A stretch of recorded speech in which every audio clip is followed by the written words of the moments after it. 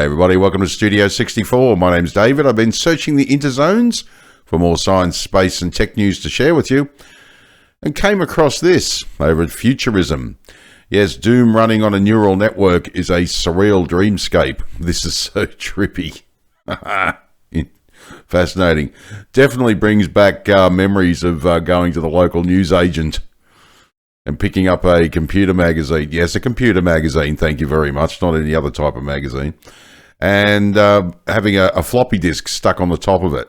Started with Wolfenstein, then I went to Doom, and, just would play it for hours and hours and hours and hours, all-nighters and everything else, You young people today, with your all-night Xboxings and your Sony play with yourself stations. Yes, you haven't got anything on us old farts, I can tell you that. Yeah, we used to get these little floppy disks and play these things all night. It's absolutely incredible. Love it. Yeah, so here we go. We've already seen the iconic 1993 video game Doom being played on devices ranging from a candy bar to a John Deere tractor to a Lego brick to E. coli cells.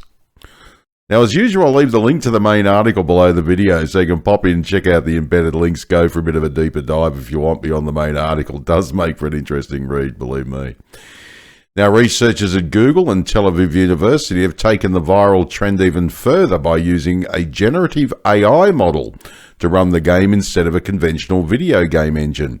The results are about as trippy as one would expect, as seen in a video shared by the researchers, with bad guys morphing in and out of existence and walls shifting unnervingly.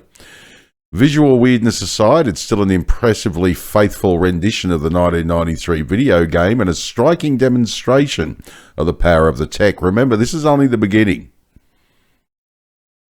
Can't wait to see what the future holds with this sort of stuff. Can a neural model running in real time simulate a complex game at high quality? The researchers wrote in their yet-to-be peer-reviewed paper. In this work, we demonstrate that the answer is yes. Now, specifically, we show that a complex video game, the iconic game Doom, can be run on a neural network, they added. Now, there is a little video here, and I am going to play it, and it's pretty cool. You got to remember, this is like a prototype. It's, the first one, right?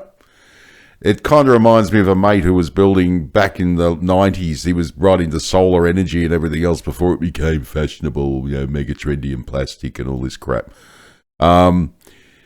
And he literally built it based on an inverted beach umbrella. And he had, the inner surface was like, like a foil, metallic foil. Outside was, he wanted some material that made it look nice. So when you folded it up, it looked really cute. Or really, terrific. Anyway, he didn't have any material, so his mother made him a cover for it out of his childhood pajamas covered in ducks. Yeah, when you popped it open, here it is with all these ducks running around the inverted umbrella on the outside. And, of course, it cooked food perfectly in the center. Like a little frying pan right in the middle of the parabolic dish, and it worked. And what made me smile so much about that was the fact that everyone thought it was a joke. He said, this is the prototype. We don't care. It looks dumb. Eventually, he got the money together. He built one. It looked like something out of a bloody high-budget science fiction film. The ducks were gone. It looked like something like some sort of bloody antenna you'd put on the planet Mars for broadcasting pictures back to Earth. It's absolutely incredible. But again, started as a prototype. Just like this. Can't wait to see what this turns into. Absolutely amazing. So let's check out this little video, then we'll carry on the conversation when we come out the other side.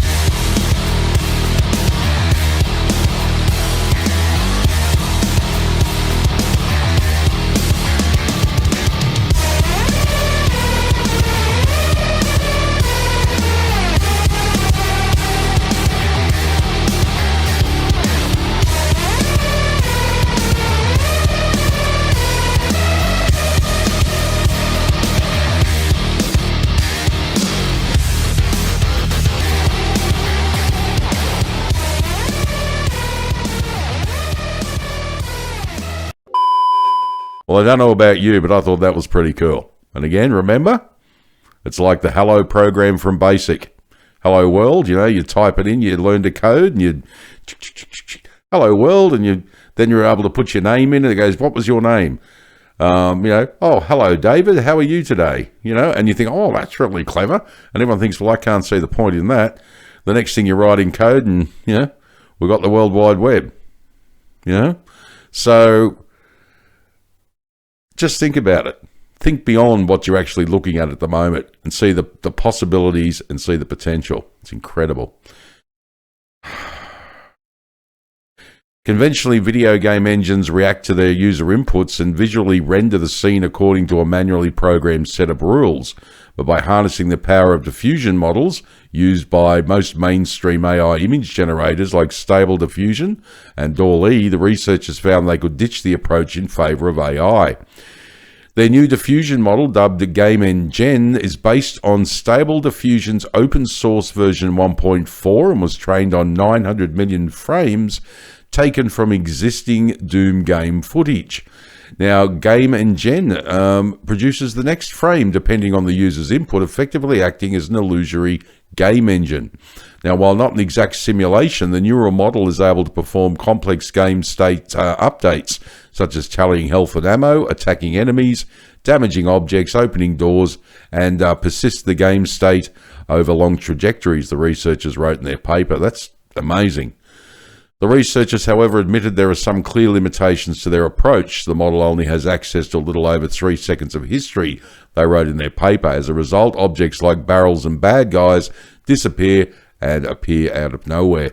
Again, it's only the start. It's a pretty good first attempt. Nonetheless, they found that the game logic has persisted for drastically longer time horizons. Now, while some of the game state has persisted through screen pixels, e.g. ammo and health tallies, available weapons, etc., the model likely learns strong heuristics that allow meaningful generalizations, the paper reads. You give it a couple of years, and this could be applied to Call of Duty, or whatever the kids are playing these days. You know what I mean? Like, don't think it won't be. The tech could open plenty of doors in the world of video game development, potentially lowering costs and making the developmental process more accessible. Games could either be written and edited in text format or by feeding in AI sample images. For example, we might be able to convert a set of frames into a new playable level or create a new character just based on example images without having to author code, the team wrote. Now, today, video games are programmed by humans, the researchers concluded. reimagined is a proof of concept for one part of a new paradigm where games are weights of a neural model, not lines of code. Absolutely amazing. Absolutely incredible. And as I say, I just can't wait for this to start taking over mainstream gaming, and we're going to see a huge... just a huge improvement in everything else. Then one goes, it's going to take away people's jobs. Yeah, like everything else, like the Industrial Revolution, where the cotton gin took out the workers, but then there are other jobs that were created. When I was growing up and computers first came along, it's going to take away all our jobs. Yes, true, some jobs disappeared. But look at the computer industry now. We use jobs it's going to take away the job of a clerical assistant. Clerical assistants use computers every day in their jobs, so we can see that now. But back when I was growing up, everyone was running around terrified computers are going to take away our jobs.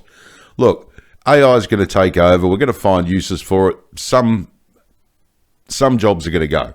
That's it. And that's a sad case, inevitable, but others are going to be created that we don't even know yet. Look at some of the jobs that have been created through the technology we have now that 40 years ago, everyone couldn't even conceive of them. And if they could think of them, they'd think they were rubbish and never work. Give you an example. Content creators.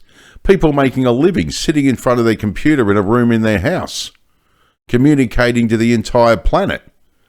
I remember when I was growing up and I was on, I was using chat rooms and things like that.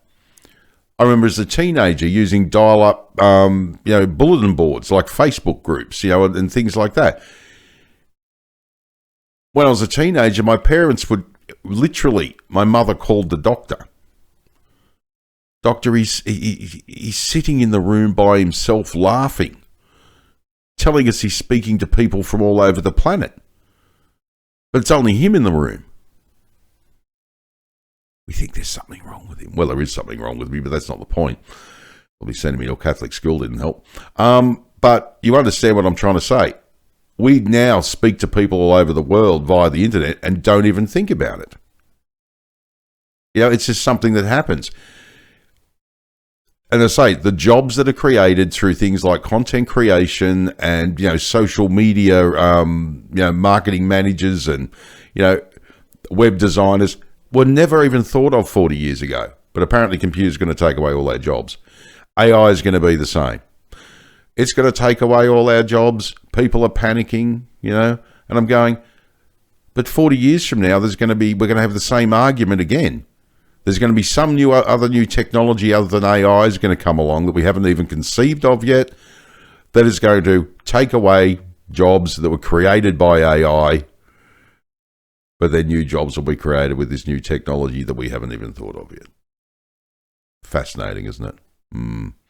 All right, well, my name is David. Thanks for joining me for another Studio 64 Science, Space and Tech News update. I shall see you in the next one.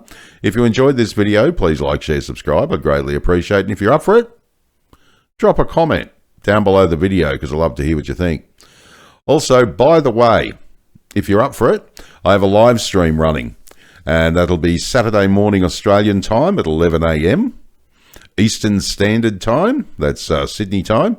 And we'll be discussing science, space, and tech news, just like we do here. But we'll have a bit of a live stream. We'll have some fun. We'll have a little bit of a chit-chat. And it'll be great to catch up with you and see you all. It'll be fantastic. We can actually get to converse. And I'd love to hear your thoughts on these videos and what you would like to see in a video that I can create for this channel. Absolutely fantastic. Look forward to seeing you all. And as I say, if you can't be good at it. And as I also always say, Take off!